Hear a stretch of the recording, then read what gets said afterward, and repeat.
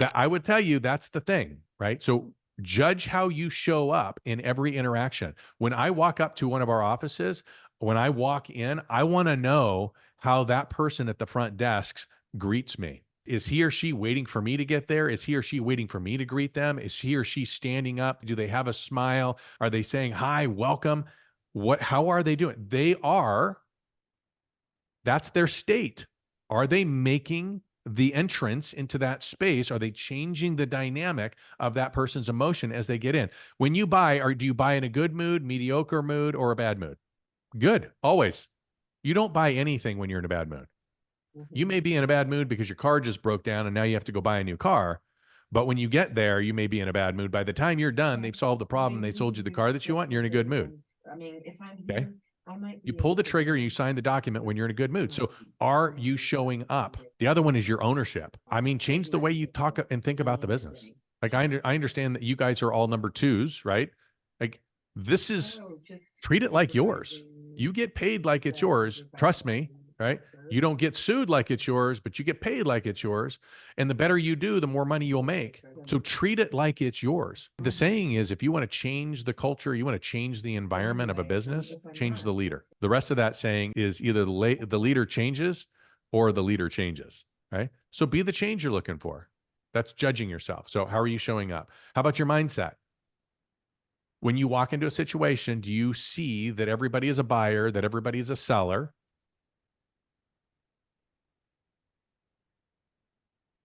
And that you're the right person for them? Or are you the person that's like, oh, those are bad leads? You all know exactly what I'm talking about. We've been through this with our own people, right? Like you generate leads or you teach them how to generate leads and you're like, hey, listen, I've been tracking your leads. You got 32 leads on that one listing.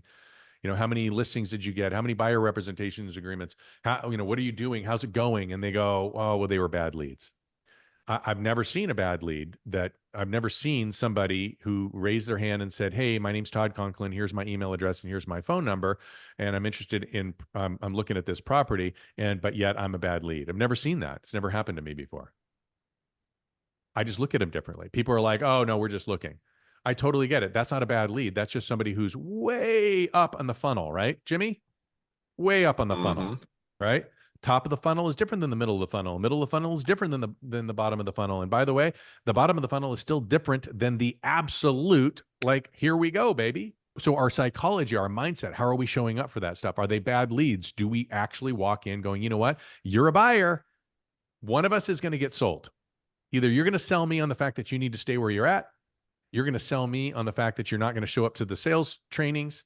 You're going to sell me on the fact that you only want to do 2 transactions a year, or I'm going to sell you on the fact that we can change your life. The next one is who cares more? You've heard the saying, right? You care more for others than they care for themselves. That's leadership. Like you want to see people really come alive and experience change and success at a different level. You just care more for them than they care for themselves. Now, listen, you can't make them drink water. I get it. You can lead a horse to water. You can't make them drink. But boy, I tell you what, you can sure make them thirsty. So how do you make them thirsty? Well, you care about them. And by the way, you don't care just about their business. You care about them. How are the kids? What's going on with you? Like, hey, you had that health goal. Like, Jeff, are you hitting it? Right? Hey, Kenan, first day of daycare. Like, that had to be hard. How are you doing? You care more about them than they're even caring about themselves. And y'all, I'm telling you what, you win. But people are hurting.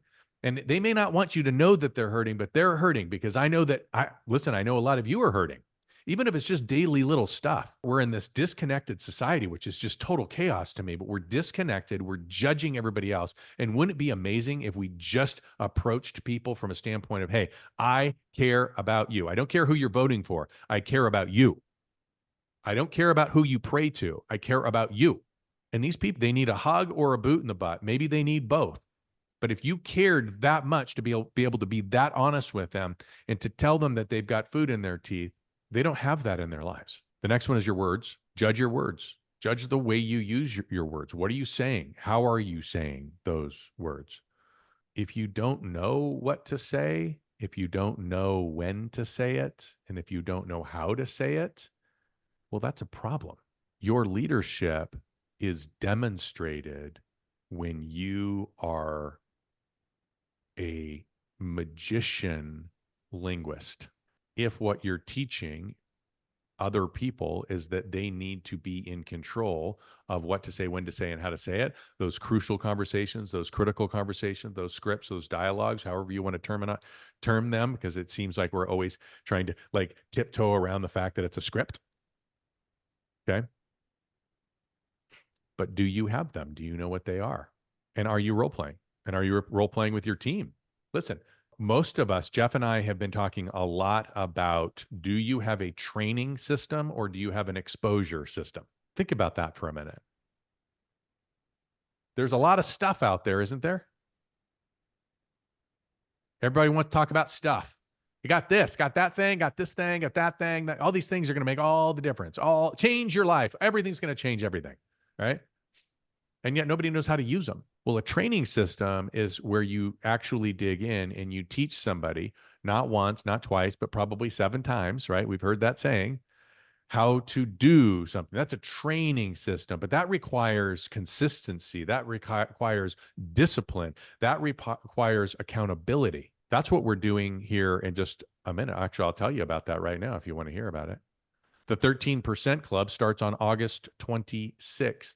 It's 20 days of training, not exposure, training. It'll be recorded so people can watch it 100 times because they're going to need to watch it 100 times because it's training. It's not exposure, it's training. Our agents get it for free. You'll be able to offer it up to any of those folks that you're looking to recruit as a value for them to get in, maybe learn something, maybe have a better career, maybe a better life, maybe experience our culture a little bit. But again, if you cared this much about everybody, not just the people that are in our organization, but everybody, then aren't you changing the world? You're not just changing the lives of the people here. Now you're changing the world. Now you're impacting an industry. Now that you have the authority, your organization has the authority, you have the influence. Now you're having real impact on your community. And when you make that phone call to those people and you've been giving them free value all of this time, are they taking the call? It's leadership. And the last one on my list is rapport. I don't know exactly how to explain this. This one is very personal to me. So when I was a kid, we moved a lot, like every 18 months or so. So I went to a lot of new schools. I don't think I ever went to a school more than 2 years. So I became pretty good at being a chameleon and just showing up. And what you learn is that there are different ways you can show up. You can show up and you can sort of sit back and wait for people to find you. You can go out and find others. I decided that the best path for me was to meet them all. Well, how do you do that? Well, there's an assumptive. You know, we hear this, oh, how do you build rapport? How do you do this? Well, listen, you want to know the trick to building rapport? When you walk into a room, you treat everybody in that room as if you've known them for the last 10 years and we're already friends. Assume it. Hey, what's your name? Kenan? Hey, dude, my name's Todd. How are you, buddy? Do you have a family? What do you do for a living? Fantastic. Man, what a great venue. Like, this place is awesome. Can I get you a drink? It's very different than being like, hi, my name's Todd. Your name's Nick. Hey, Nick, well, what brings you here? Or worse, sitting in the corner, right? Like, being that person that just breaks down doors. We're not in high school anymore. Okay. Like, this isn't like there's cliques and all of that stuff. If you want to be a leader, you're just literally going to have to break into the crew. If you don't, it's hurting your sales. It's hurting your leadership. It's hurting your ability to build rapport. Try it. Is it uncomfortable? Hell yes, it's uncomfortable. But if it were easy, everybody been doing it. Okay. So I want to give you guys a couple of tidbits. Okay. Things that you can dig into for you to be a better sales leader. Listen, sales leader. What can you do? How can you have the greatest impact? Well, listen, right now, we know in the industry, 50% of the agents haven't done a transaction in the last 12 months. That's a national number. Now, if you look at our numbers, they're much better. Like 94% of our agents have done a transaction in the last 12 months. But that's not the point. I do like comparing ourselves to the market because it tells me if we're outperforming or not. But what my point is, there are a lot of people in your offices and outside your offices that are in pain, and they could use you. They could use somebody like you. So how do you do that? Well, you got to be really good, don't you? Don't you need to be exceptionally good at training agents that aren't yet in production to get them in production? Can I ask you a question? If you were able to do that, would that completely and totally change their mind or change their lives? Of course. Of course it would. Right? What a cool deal. By the way, from a confidence perspective, do you have more confidence when you're talking to and communicating and teaching and coaching agents that are not at the highest level of production than you do with agents that are at the highest level of production? Just be honest. Are you more confident dealing with people that aren't winning than you are with people who are already winning?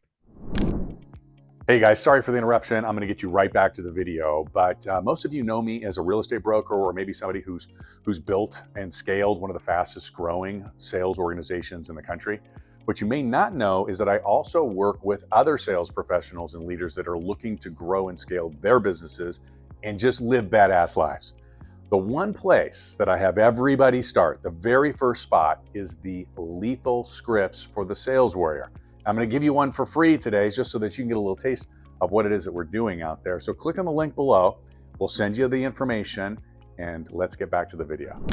What I find is most people are like, yeah, I can literally walk into a room with a bunch of, we'll call them zeros, right? On the production side, with a bunch of zeros, and I can absolutely bring thunder because I know so much more than they do. But once we get into this place where I've got a bunch of people that are doing $20 million in sales per year, I get a little bit, well, maybe a little insecure. Maybe they know more than I know in some situations. And so now I can't bring the fire. Well, you got to start someplace. You got to get really, really good.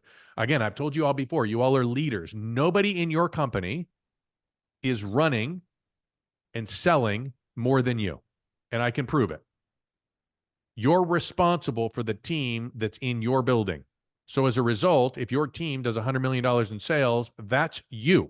You do $100 million in sales. So you should be okay talking to anybody who does under $100 million in sales with authority so that you can build that influence. So we still got to dig into how do we learn this stuff. And one of the ways you do it is you attend the classes, right? You always got to be learning. I don't know where you guys are learning your stuff. I don't know where you're leaning in, but you got to be doing something. You got to be learning someplace. So I would go to the 13% Club. I would go to the launch program. I would watch the $500,000 masterclass. I would show up to not only the corner office inner circles, but I might show up to the sales warrior inner circles. Learn what's being taught. If you've got other people that are influential in your life, make sure that they've got the authority. Okay. Make sure that they've done it before, that they can demonstrate their success. But by all means, learn from different people. You've got to go out and find somebody to learn from you. And then, of course, we're doing the Sales Warrior coaching certification. That's on September 13th and 14th. That's going to be great. You're going to leave that coaching certification as a certified coach for agents. Show up to the other classes, show up to LIT, show up to growth school, be part of the boardroom, whatever it is that you need to do to continue to hone those skills. And the last one I'll give you is just, like quickly approaching business planning season, quickly approaching business planning season. So while right this second, all my phone calls would be to all of the agents that are in my area that are maybe like under 5 transactions. And I'd be calling saying, hey, listen, I've got a program. It starts on the 26th of August. It goes for 20 days. It's hard hitting, everything you ever needed to know. Train, not exposure, training, baby, on how to get your business going and get you to at least $100,000 of income. That's the point. That would be every single phone call I'd make for the next 10 days. And then I would get ahead of the curve on my business planning. Execute early. Be one of the first people to do business planning. How about that? Instead of waiting until the end of November or God forbid in December, maybe you start one in October. Maybe you get a plan together and you turn it into not only a business planning event for your agents, but you also invite all those people that you want to be part of your organization to be part of it. Beat everybody else to the punch. By the way, most of the companies aren't doing business planning. They expose them to a business plan, but they don't train them on how to do a business plan. They don't teach them exactly what to do and how to do it. And they don't leave that meeting with a business plan. What a great gift you could be giving. By the way, Do you now have something that you can look at and say, okay, well, what are the 4 things that you're going to do between now and January 1st to make sure that you're in momentum so that when you hit January 1st and everybody else is, rubbing their eyes and shaking the cobwebs off from New Year's Eve, you're already in momentum and you just blow by everybody and you crush the competition. Is that a message that lands for people who are looking for a leader, somebody that they're looking for to have an impact on their business and their life? Of course it is. That's the point. The problem is that it's uncomfortable, right? Because especially in the resort markets, you got a bunch of judgies because they live in their bubble. But if you came in with that kind of fire, that kind of rapport, and hey, listen, this is just who I am. I am happy. I am confident. I have the authority, and I'll be damned if I'm not going to build the influence. Y'all, you just keep giving it. At some point, somebody's going to go, shit, man, this guy's for real. Like he's not messing around. All right. 5 traits of great leaders in this market. 5 traits. Trait number 1, professionalism. Trait number 1 is professionalism. Here's what I'm going to say about professionalism. So I find that a lot of people get confused about what professionalism means. And it's not about your suit. It's not about being stoic. It's not about being a manager. Those things to me remind me of, Toshiba and IBM and, all of these old school companies. That is not what I'm talking about. Do you need to dress appropriately for the situation? Of course you do. Of course you do. But sometimes, by the way, it's a t-shirt. Sometimes it's not. Nick, sometimes it's a hoodie. Sometimes it's not. Nick's our hoodie guy. Like the guy's got to have like a closet full of hoodies, right? It's cold in Iowa. The other piece to that, is you got to remember, if you want to get paid like a pro, you got to practice, prepare, train like a pro. And yet, oftentimes, people continue to do all the things that they did when they were an amateur and expect that they're going to get a pro result. That's not how it works. We talked about it a little bit. Professionals find their weak spots, right? Like think about a professional football player. We're going into the season right now. They're not like, oh, hey, I'm really good at this block, but I'm just not going to worry about the other blocks. Well, that's not how it works. You got to be good at all of them. So you got to find the areas that you're weak, and you've just got to make them really, really strong. Professionals, as far as I'm concerned, are the most skilled in the world. Period. End of story. That is a crazy statement, but they are the best in the world. Sticking with sports, right? When you talk about pro athletes, a pro athlete does not sit back and wait for the coach that they want to find them. They identify the coach that they want and they go after them. Hey, just a quick little interruption. As you know, I work with some of the best sales professionals and leaders who are looking to grow their businesses, build exceptional lives on the planet. And what I'm doing is I'm giving away $50,000 worth of coaching and training absolutely free. All you have to do is enter the drawing below, click on the link, enter your information, tell us just a little bit about you, and you could qualify for $50,000 worth of free coaching and training. Let's get back to the video. So again, professionals go after, they find who it is that they need as a mentor. They find who they need as a coach, and they get after it and they go after it. And I would recommend that you do exactly the same thing. Do not sit back and wait. Like they're not coming for you, right? I think it's Mel Robbins that says, no one's coming to help. That's what she's saying. Hey, an amateur sits back and says, oh, somebody will come along and they'll be like, oh, I'd love you. And why don't you join our team and blah, blah, blah. Those are amateur sports. Pros don't work that way. Okay. You got to go out and find your coach so that you can actually make the team. By the way, speaking of coaching, pros are the most coachable. Pros are the most coachable. Have I said anything yet that wouldn't also apply to an agent? No. Right? So this is also good for you as you're leading other people. Pros are coachable. Pro athletes, pro salespeople, pro leaders. You never saw a pro coach come and tell somebody, hey, this is where you're messed up. And the person was like, F that, I'm not doing that. Right? That's not how it works. Certainly not with pros. So that's number 1, professional. Number 2 is extreme ownership. So again, personal story. So, I would say that for a significant part of my life, I was a victim. I mean, I had all this shit happen to me. I was abandoned by my dad. I had 4 dads by the time I was 16. I had 3 moms. My dad, who abandoned me, but of course, like I'm sick and twisted. I loved him. He died when I was 16. Man, I have been cheated on, lied to, stolen from, dropped out of high school. It all happened to me. And then I said, well, this is stupid. The common denominator in all of these things was me. I was it. So I stopped. While I was sitting around being the victim and getting all these things happening to me, I had other people that were in my circle that they were doing great. So I just stopped. Yo, there are people out there that have it way worse than any of us. They just decided to move forward. Like I know, listen, my trauma compared to some of y'all's trauma is itty bitty teeny weeny.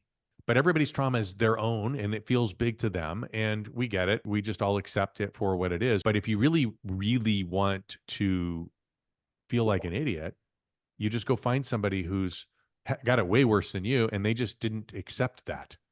It was extreme ownership. They just made the determination that no matter what was going on, they were just going to do what they were going to do. They weren't going to accept what was being given to them. So I just recreated myself. And that's the extreme ownership. Listen, you have people around you right now that don't want you to change because they like the person that you are today. And if you're okay with that, that's fine. Rock on. But that's not me. I'm going to keep growing. I'm going to keep going. And you can either keep up or not. That's totally up to you because that's your extreme ownership. But my extreme ownership says I'm going to show up. I'm going to get the sleep I need to get because I want to go to the gym and I want to eat properly and I want to be a better leader for each and every one of you and anybody else that will actually listen. I want to be a better leader for my family. I want to raise great young men. You can go down the list. There's a ton of them. But you've got to recreate yourself every single day. The fact is that might as well be you, and why not you? It's extreme ownership. The economy is not what is making this hard. It's you. And it's exposing some areas that you're uncomfortable with. It's okay. Look at them. Hug them. Get real close. Cuddle up to them. It's extreme ownership. Number 3 is grit. Listen, y'all. Like, there is comfort in going with the flow. That is not what leadership is. That's certainly not what being a lead in any industry is going with the flow.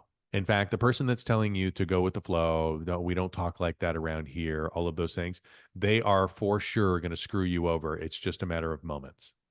Okay. It's up to you. It's your extreme ownership. But you got to get gritty. You got to roll up your sleeves. The deal is everybody starts a race, but there's only one winner. Okay. And I get it. It's awesome that everybody entered the race. And it's awesome for those people that dared to run the race and that made it to the end. I think that's awesome. And those are winning for them. But there is only one winner of that race, and that is grit. And when you start looking at that way, you go, shit, man, like that applies to everything. Like everybody's in sales, aren't they? Like your kids are in sales, your spouse is in sales. Like your kids are better sales than most of you and me. Okay. Like they sell you every day, all day. Like I need this. And they're like little honey badgers. Right? And they wear your ass down. We could learn a lot, by the way, by mimicking a 4-year-old in a grocery store. When you walk into the grocery store, they got all the kids stuff and it's at their eye level. Have you noticed all this? Right? So they position these things so that you don't see them because you don't need to see them. But boy, I tell you what, a 4-year-old can see them. And hell hath no fury if you don't give a 4-year-old what the 4-year-old wants. And boy, they know exactly what it is they want. And it's that and that and that and that. And they are relentless. And they're telling you why they need it and what they'll do if you do give it to them and all of the things. Like everybody's in sales and they're competing for what they want. And if you're unwilling to compete for what you want at a level that's greater than everybody else, then you're going to lose. The other part of being gritty that is interesting to me, I had a conversation with a guy recently, right? So you guys know I'm on a health and fitness journey, right? And so I went to somebody who I respected in the space and I said, listen, I want to add 10 pounds of muscle. I got to get shredded. Like I got to do this thing. I had this conversation with this guy and he told me, he goes, man, I'll do it for you, but I really hate it. Like I hate training people. And I was like, I think that's your job. Actually, I think you get paid for that. It's a very strange conversation, right? So I left that conversation. But by the way, I did not hire him. And now, of course, he wants to know why I didn't hire him. Well, I'll tell you why. Even if you, by the way, he doesn't need my business, right? My business is not going to impact him one way or the other. But if you don't need the business, that's fine. But if you can't convey that you really, really want it, then you're not going to get it. So being gritty isn't that I need your business. Being gritty is that whether I need your business or not, I really want it. And I'm willing to fight for it. I'm willing to compete for it. Does that land? All right, one more interruption. Hey, listen, you guys know I'm working with salespeople and leaders all over the country, all over the world for that matter, and we're all focused on one thing. How is it that we have the greatest impact and change the most lives? So here's the thing. You don't have to pay me to be your coach. I'm going to give you my phone number. I want you to text me any question you've got. I promise you I'll answer it. Just try me. 833-338-0078. Ask me whatever you want. I'm in this for you, not just with you, for you. Let's get out there and crush it and change some lives. In fact, I think one of the greatest places to be is if you're in a position where you really don't need their business. You can demonstrate, hey, listen, we're good. With or without you, we're good. But boy, I tell you what, I really want the opportunity to work with you. Gritty is that lion that hunts. You know, what is, I can't remember the saying off the top of my head, but not everybody will hunt. Like, that's gritty. You've just got to get up every single day. You've just got to hunt. Dark, cold, rainy, doesn't matter. Easy, hard, doesn't matter. You're gritty. Number 4 is team. It's teamwork.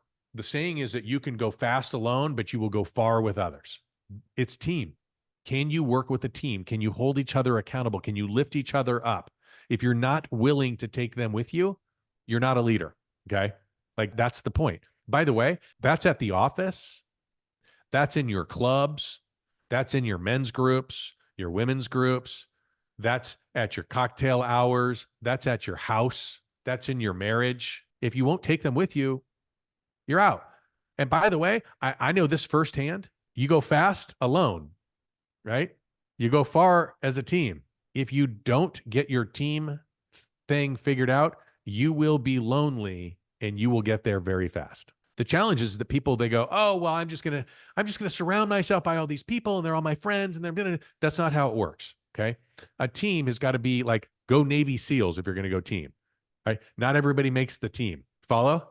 Not everybody makes the team. You judge that team. You and I have had these conversations before. You want to be on my team?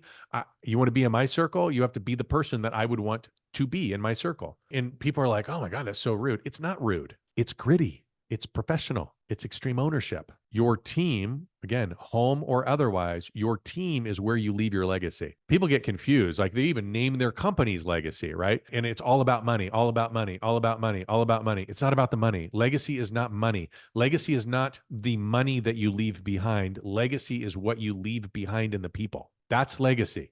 Money comes and goes.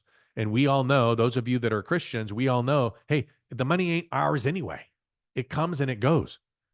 If you're tied to that, you're in for a miserable ride. It's about the impact that we get to have on people. That's your legacy.